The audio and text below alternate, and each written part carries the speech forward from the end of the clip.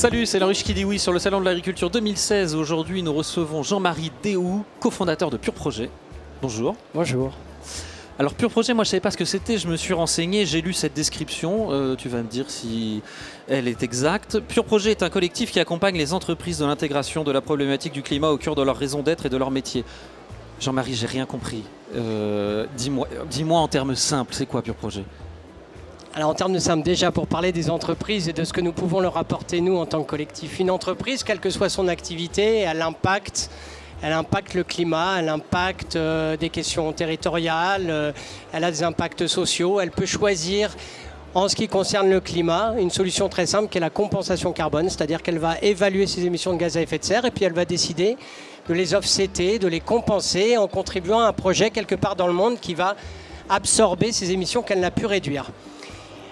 Quand on dit nous, on va accompagner les entreprises dans l'intégration de ces problématiques climat au cœur de leur métier et filière, c'est-à-dire qu'on va leur proposer plutôt de comprendre dans leur fonctionnement comment on peut enrichir leurs connaissances et leur relation à ces écosystèmes dont elles dépendent. Ma découverte de l'arbre et notamment de l'agroforesterie, elle date des années 90 où on a développé un projet d'aide au développement au Népal sur des problématiques de lutte contre la déforestation. Et c'est là qu'on s'est rendu compte que l'arbre, il était capable de répondre à une quantité de services attendus par une société paysanne. C'est-à-dire que l'arbre, il apporte du bois de feu, il apporte du fourrage pour les animaux, il apporte du bois de construction, il apporte des fruits, il contribue à la souveraineté alimentaire, il apporte de l'ombre, il protège les cultures du vent, il capte de l'eau. Il absorbe des excédents de produits phytosanitaires ou voilà, il fait un écran physique. Il accueille de la biodiversité animale, végétale, du champignon jusqu'aux rapaces. Voilà, donc c'est un élément structurel en fait du paysage aussi.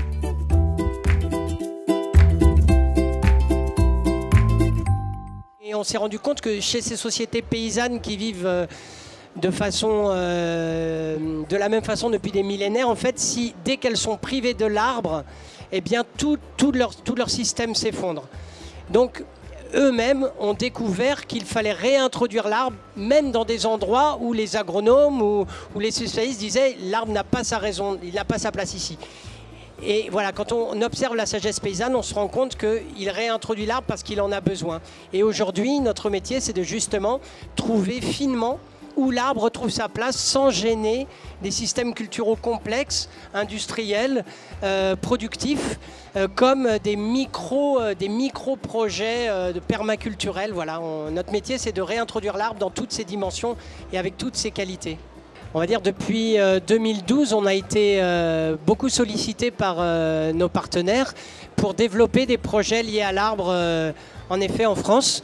Et aujourd'hui, on a développé à peu près une centaine de projets de taille très variable sur tout le territoire français et dans tout type d'agriculture, voire un petit peu aussi sur des projets de reboisement après tempête, maladie, incendie.